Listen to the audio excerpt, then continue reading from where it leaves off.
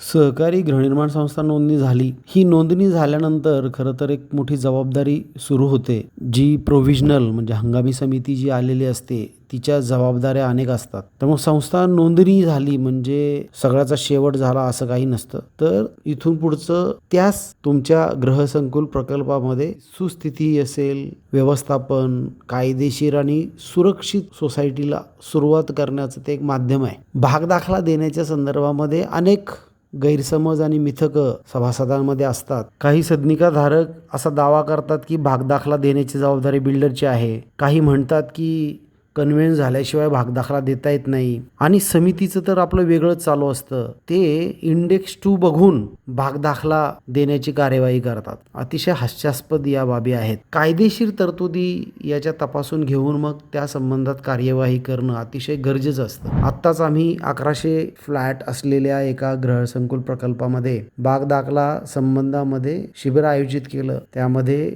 सभासदांचे प्रकार, ते सभासद आहेत नाही आहेत, त्यांनी सदनिका कधी खरेदी केली, सदनिका पूर्वीचा मालक सभासद होता की नव्हता आणि इतर ज्या कायदेशीर बाबी आहेत त्या तपासून मग त्याच्या याद्या बनवून जे सदनिकाधारक सभासद आहेत किंवा त्यांनी सभासदत्वाच्या अर्जाबरोबर आवश्यक कागदपत्र आणि इतर कायदेशीर पूर्तता केलेल्या आहेत, त्यांना सभासदत्व देण्याचं काम सुरू करण्यात आलं. त्यावरून वाटलं की हा एक व्हिडिओ बनवावा. कारण अनेक समित्यांमध्ये हा गोष्टीची जाणीवच नसते की सभासद कोण आहे, कोणाला भागदाखला दिला जाऊ शकतो, फ्लॅट कधी खरेदी केला, आधीचा मालक सभासद होता की नव्हता, कोणी राजीनामा दिला आहे की नाही, सभासदत्वाचे अर्ज आणि त्या सोबतचे कागदपत्र, त्या संबंधातले ठराव, त्या संबंधातल्या नोंदवह्या, हे सगळं दप्तर तुमच्या कार्यालयात आहे किंवा नाही, कोणाचा मृत्यू झाला असेल, कोणाचं नामनिर्देशन आहे की नाही, कोणी गिफ्ट डीड केलेलं असेल, कोणी फ्लॅट विकला असेल, नव्याने खरेदी केला असेल, अशा विविध अंगांनी सभासदत्व देताना विचार करावा लागतो. मात्र अनेक ठिकाणी आम्ही बघतो की केवळ इंडेक्स 2च्या आधारे भागदाखले दिले जातात. ही संपूर्ण प्रक्रिया अतिशय बारकाईने काळजीपूर्वक करण्याची बाब आहे. जर केवळ इंडेक्स 2च्या आधारे तुम्ही भागदाखले बनवत असाल, नोंदवह्या अद्ययावत करत असाल, तर तुम्ही बोगस रेकॉर्ड तयार करताय आणि सहकार कायद्याचं कलम 146 मध्ये असं खोटं दप्तर तयार करणं, अभिलेख तयार करणं हा गुन्हा आहे आणि 147 मध्ये त्याला 3 वर्षाच्या कारावासाची जवळपास शिक्षा आहे. तुमच्या विरोधात तुमच्या संस्थेतले सभासद जाऊ शकतात.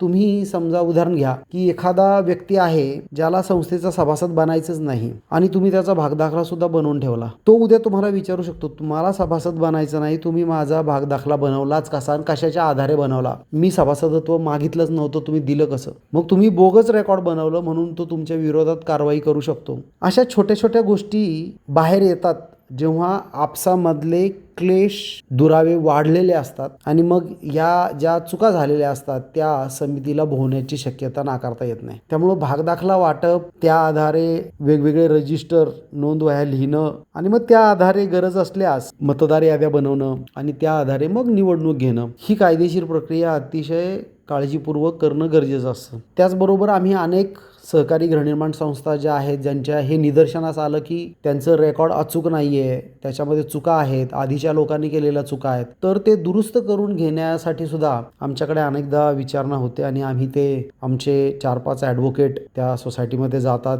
शिबिर घेतात, अर्जांचे वेगवेगळे प्रकार, नमुने त्या ठिकाणी तपासणी केली जाते आणि ही प्रक्रिया जवळपास 2 महिने ते 4 महिन्यापर्यंत चालते आणि या प्रक्रियेमध्ये मग तुमचं सगळं दप्तर अद्ययावत होतं, जास्तीत जास्त कागदपत्र तुमच्या दप्तरी येतात आणि मग तुमचं ज्या नोंदवह्या आहेत, जसं की आय रजिस्टर, जे register, share ledger, nomination register, भागदाखले, हे सगळं कायदेशीरदृष्ट्या जसे असायला हवेत त्या पद्धतीनं मग ते एकदाचे बनवून घेतले की ती सवय तुमच्या पुढच्या समित्यांना सुद्धा लागलेली असते. त्यामुळे भागदाखला लिहिण्याचं अतिशय जबाबदारीचं काम आहे किंवा भागदाखला बनवणं, नोंदवह्या अद्ययावत करणं अतिशय जबाबदारीचं काम आहे. ते काळजीपूर्वकच करायला पाहिजे. धन्यवाद.